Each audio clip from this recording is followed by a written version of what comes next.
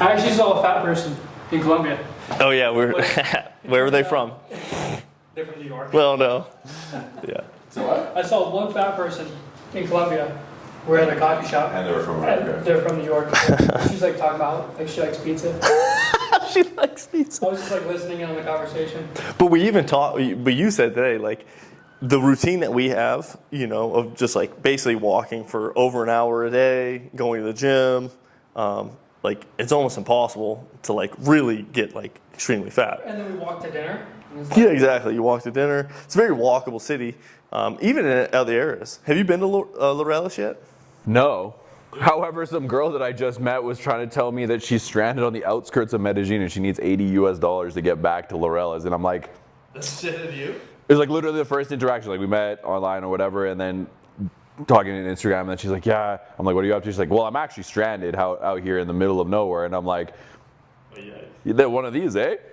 So that's an interesting way to start the conversation. So obviously let it pan out. She's like, can you help me? And I'm like, no, I can't. Yeah. I was like, if this wasn't the first interaction we had, maybe I'd feel differently, but I can, and you're going to be all right. Just let me know when you're back in town. Yeah, that's it. It's interesting. We were talking. One of the guys that we were sparring with, his friend got robbed a bit from a bit, yeah, $20K, but he got back, I guess. But it, like, and people like they get nervous, like, oh, we're gonna get robbed in Medellin. It was the clearest like way to know that this chick is not real and she wants to rob you. Like, they met on Tinder. She didn't have an Instagram. You know, half of her photos were like not of her face. It was just like of her butt and like half a face. And then when she came to their apartment or whatever. Straight to the apartment. Yeah, exactly. So that's first off a red flag. And then when she gets here, the ID wouldn't scan because it was a fake ID. And he's like, I guess I want pussy so much that I'm willing to go get robbed at a hotel. So they go get a hotel, and then he gets scopamine, you know, which, you know what this is? Have you heard of this stuff? The scope, dude. And then like, I didn't know this, but basically when you're on scope, dude, it's like the truth serum. So like, he gave her like the pin to his debit card and stuff. So like, if you get scoped, like they're just like, yeah, give me your debit card and what's the code, and like gave it to him. It's like, what? Bro, men do some stupid shit for pussy. Unbelievable, dude. When they don't get Yeah. enough of it. When they're deprived, they will literally go into a black hole and a dangerous cave that says, don't go in here. Well, it's so funny. Like, They're like, I'm gonna go in. yeah. Well, like you see the people. Like I'm in this like Medellin like expat group on Facebook, and it's it's like the worst people because like you'll see these people, and I'm like, I would rob you too if I was, you know what I mean? You're like, you have no, like you don't have any wits about you. You're like, your Facebook profile's a mess. You're a mess. You know what I mean? And like, when they have these like, oh, these women are so terrible here, they're taking, I'm like, I have only had the best interaction with women. Like, my women that are friends, right, are amazing, right? And like, they're so super grateful. They're like, what type of man are you? You're attracting a woman that is gonna do that, you know? it is, there's, so one of my teachers, John DeMartini, he talks about how the con man and the conned need each other. Yeah. The bully and the bullied need each other. It is a perfect dynamic. And when someone is too naive, they attract fuckery to teach them that life is not just all sunshine and rainbows. And they will repeatedly attract that experience until they finally realize that, hey, I can't just trust everybody to have my well-being in mind.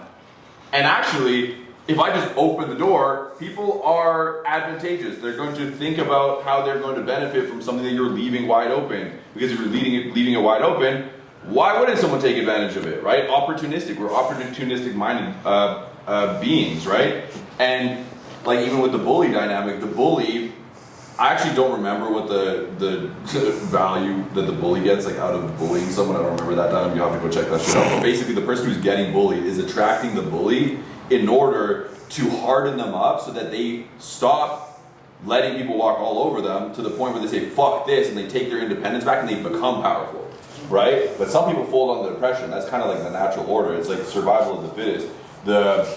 You guys have seen 300, right? The Spartan movie, and they like the babies that are damaged or whatever. They just get rid of the fucking weaklings, right? In nature too, there's a lot of there's examples of the herd or whatever. They will kill the malformed. Like they will get rid of the underdeveloped, and they'll ostracize the weirdos because they're liabilities to the pack. And now in a society that's like very empathetic, and we've kind of afforded ourselves the luxury of calm and peace for the most part in society, we're more like nurturing to the weak and underdeveloped and the people that are not able to pull their own weight. And when you look at the government, they see these groups as drains on society. They're expenses, right? And they have to account for them because obviously you have feelings, and like these groups are made up of people that we often care about.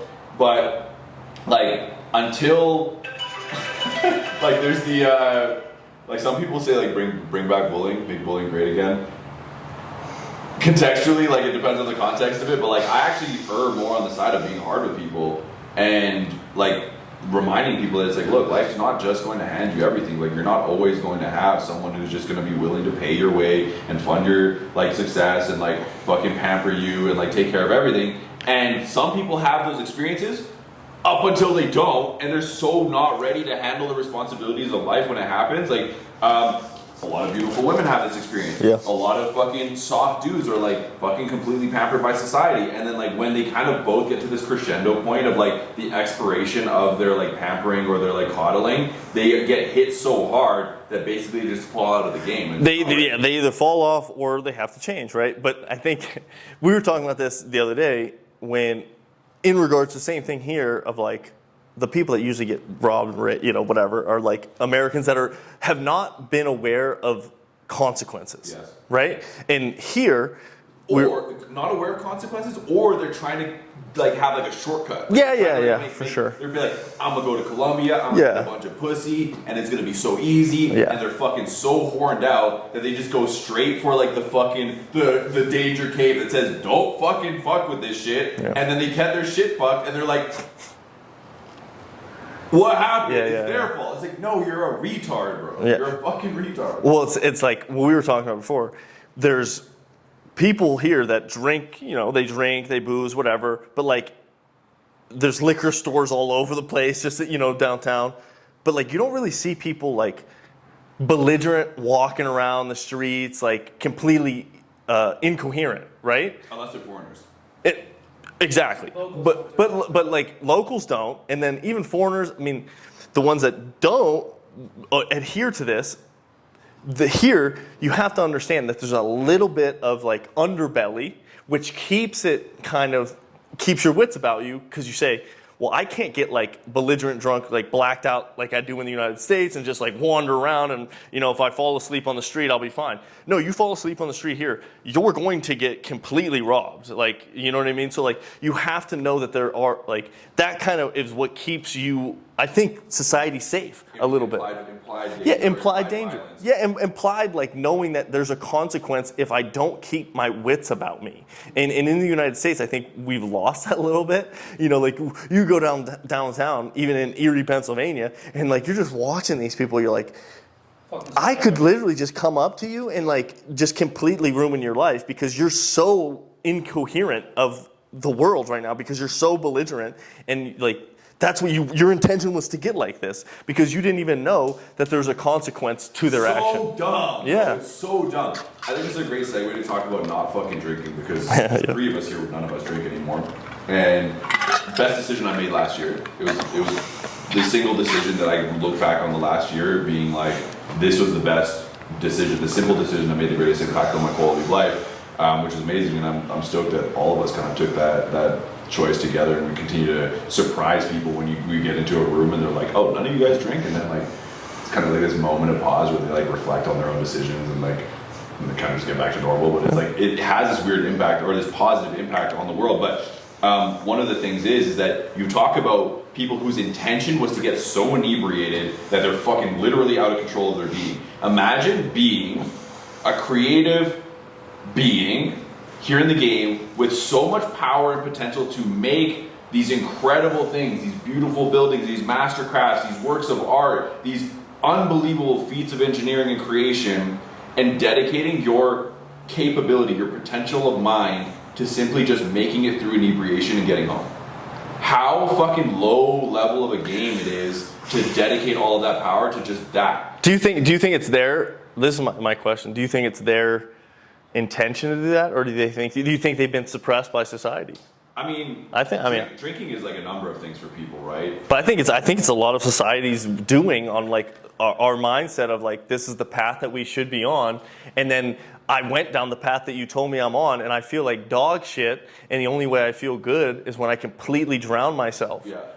So there's the strategy of like addressing unresolved pains, right? So like numbing yourself because your life sucks, or for whatever reason you have a better strategy to satisfy that. There's also the normalization of drinking, right? Where people are like, that's just something that we do. And so like, it's a default behavior that's been adopted by the group, and the main thing that I believe it is that they just don't know better, right? Like if you look around and you've only ever been exposed to people who have normal fucking jobs, hate their lives, hate their wives, drink to fucking handle their problems, and then like that, and go out to get fucking dumb smashed, like smoking anxiety vapes and shit, like as your escape from reality, like that's the container of potential that you have, right? And no human being moves a muscle without a motive. We talked about making certain decisions or virtue signaling as a means to fit into the crowd. If that's sort of like the scope of mediums or materials or like the spectrum of opportunity that you have to like fit in with the group, but you don't know there's something more, you're just going to use the best ones available to you, right? But like, for example, this realization of like drinking being a dumb use, like getting drunk and just like trying to use my mental capabilities, my mental faculties to solve inebriation and get home safely and not lose my life, like that's a low level application of mental power, right? But if you don't know that A, you're a spiritual being that has all this power to create incredible things, and you just think that you're this person in this physical world, and like that's all you have, like you're never going to give yourself permission to play in a bigger game. And so when I think about drinking and getting drunk, I think it's a poor use of my mental faculties, and so therefore I do away with it, because what I'm actually trying to achieve, my purpose, my intention, my ambitions for life are so much larger than that I already use damn near all of my faculties just to solve that, and then on top of it I add getting drunk and trying to get home safely on top of that, not to mention all the people that rely on me, my friends and family that care for me, the people that I'm looking out for, and the things that I want to create. All of those things are now put at risk by doing something so dumb to the point where my motor skills are now jeopardized and my thinking skills, and then I'm also, my body hurts. Like, it makes no fucking sense to me, right? Yeah, I mean, don't get me wrong. Like in my 20s, I never drank at all, and I definitely put in the top 3 best decisions to get me to my objective, right? I drank a lot too. Like I drank a lot of time, like going up to. So like, I try not. I'm a little bit older. I try not to demonize things anymore. As like, obviously, like I have a certain belief that I know that when if I drink, it just doesn't help me feel any better, right? It doesn't help the objective for me. Yep. And I don't think a lot of people that do drink, it does help their objective, but I also understand that like some people, they might even think that marijuana or drinking a glass of wine here and there, and it might fit. If it works, it works. If it fits their objective, and like it's not like they're completely trying to release a simple like way to escape, I guess. And here's the thing. I mean, we're all trying to escape from something, right? At some point, like we go to the gym. I'm escaping my thoughts when I'm smacking the bag. You know what I mean? So, as long as it doesn't like you're not going out, putting yourself in a position that like now you've forced me to now be responsible for you because you're not in a position to be responsible for yourself. Like, or anybody else, so like you're putting yourself in danger, so now you're putting the whole society in danger. Like that's when it gets obviously slippery slope. But like alcohol in and of itself obviously is not like the best thing in the world for most people. Just like most food can kill people, right? I mean, if we really take like a more neutral, like sort of, we call it like a universal perspective of things, like all things in life are neither good or bad. Yeah. They exist, they serve a purpose, right? It's just simply their application of it, right? And So what's the deeper root? You know, right, like what's the root? Exactly right. And for example, my sister, whatever, I'll just say this. My sister, she was taking like antidepressants, right?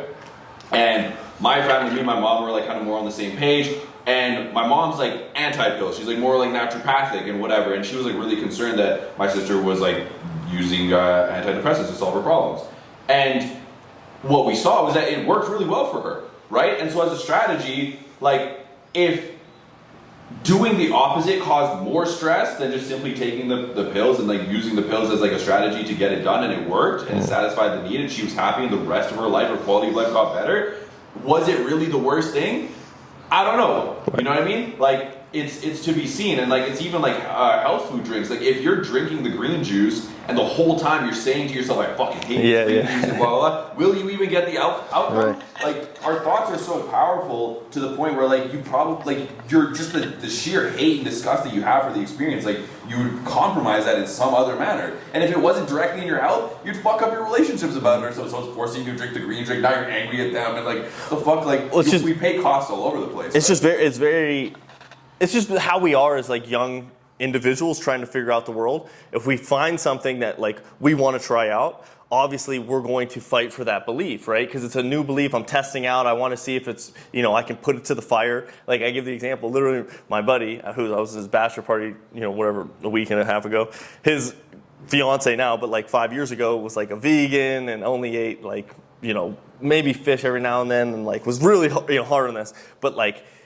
he's like, all right, whatever, I'll do it for a little bit. And then like 6 months in, he got his blood work done and his like blood pressure was like through the roof. He goes, this is crazy. He goes like, I'm eating all this shit. And he goes, like, my health has gotten worse, you know?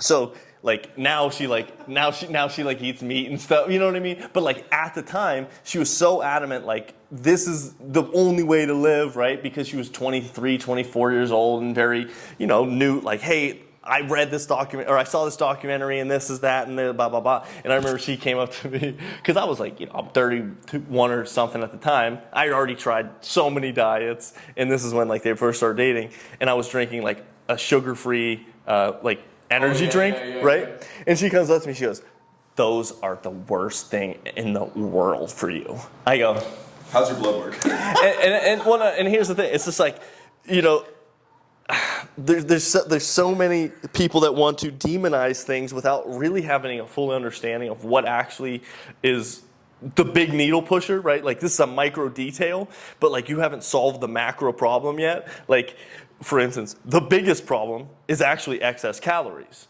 So if this doesn't have any calories and I'm still hitting my macros and I feel good, there's not really been any, like, when you go down the rabbit hole of like much smarter people than me, the artificial sweeteners and things like that, there hasn't been enough data yet to say whether it's good or bad. So what is bad, 100% with more evidence than anything ever like done in history, excess calories, right? And excess body fat is the worst thing for you. So it's like, okay, you're solving for the wrong thing. You're fighting for something that's like not the biggest needle pusher. I was just talking about the book, The Road Less Stupid. I really just started, so fucking forgive me if I butcher it. But the premise is that most people are asking the wrong questions and they're making the problem actually the symptom. So they're looking at the symptom of what's actually the problem, and they're not able to solve it because they're asking the wrong question, which is like what you're talking about is like, are we trying to solve for artificial sugar or a healthy, holistic lifestyle that fits in with the system that's proven to be like macros, calories, or whatever else, right?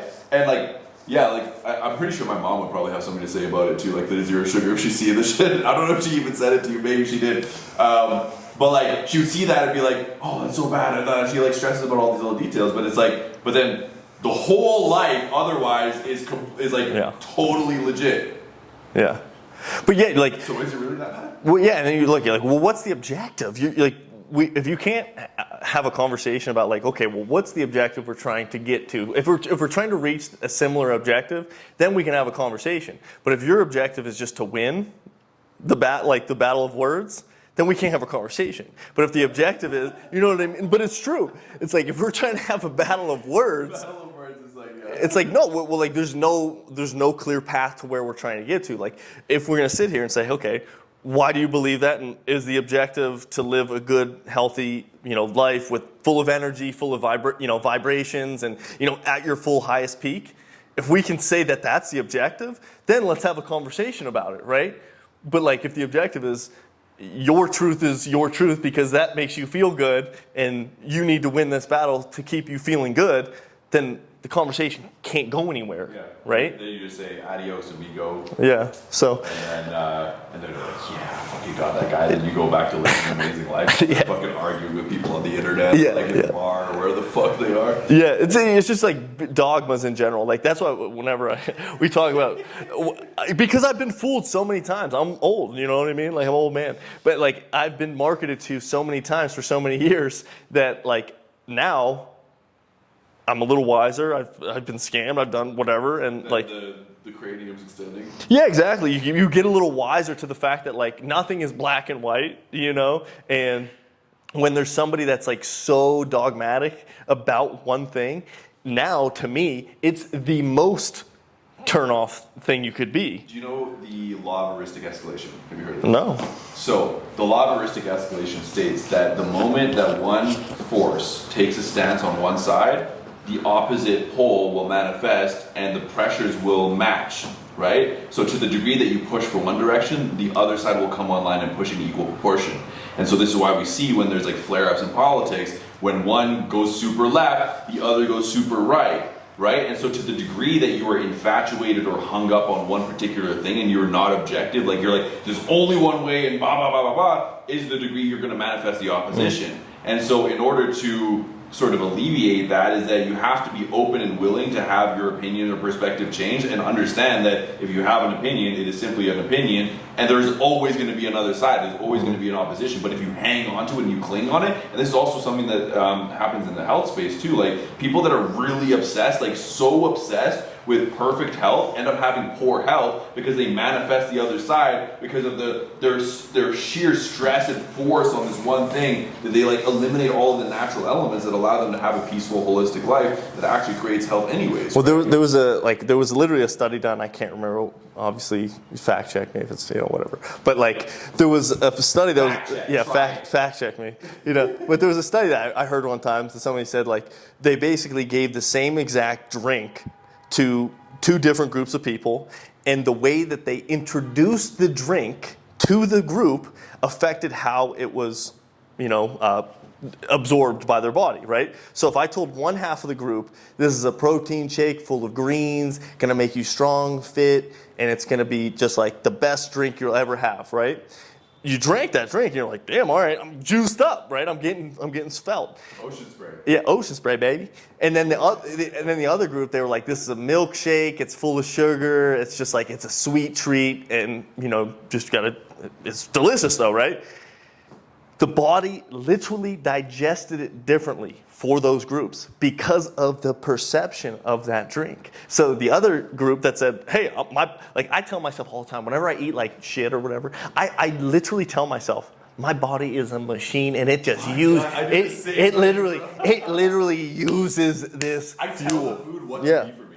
For sure. I eat whatever I want. This is also key. Loving what you eat. Yeah. If you love what you eat, and you also have a mindset of like intentionally eating healthy, like I intend for my body to be well. I eat in a manner that is intentional for the facilitation of my health and well-being. Like I literally just last night we had some KFC chicken, and I was like, my boy's like, oh, this is a dirty burger, and I'm like, it's a delicious burger. Mm-hmm. I tell the food what to be. Mm-hmm. The other day we're hanging out with homie, he's talking about like testosterone upgrading and like fucking doing all this shit to like get your T up. And he's like, yeah, like people are like sunning their nuts to get their T up. It's crazy. And I'm like, bro, it's scientifically proven that people who spend time with us elevate their T. For sure. Bro, it's simply because we decided so and we have this energy. We spent enough time now together that like it's pretty apparent that when we're apart, like there's a drop in energy. Yeah, for sure. And then when we're together, it's fucking teed up. Like we're just activated. We're sharing the same thoughts, same ideas, and life just gets better as we go simply because we decided it such, right? Like we share the same thoughts, and it's massive. I agree wholeheartedly the power of like intention over that, and I mean, I don't think people talk enough about the placebo studies in the Bro. mind. It's crazy. Placebo is wild stuff. So like if you know, like just the yeah.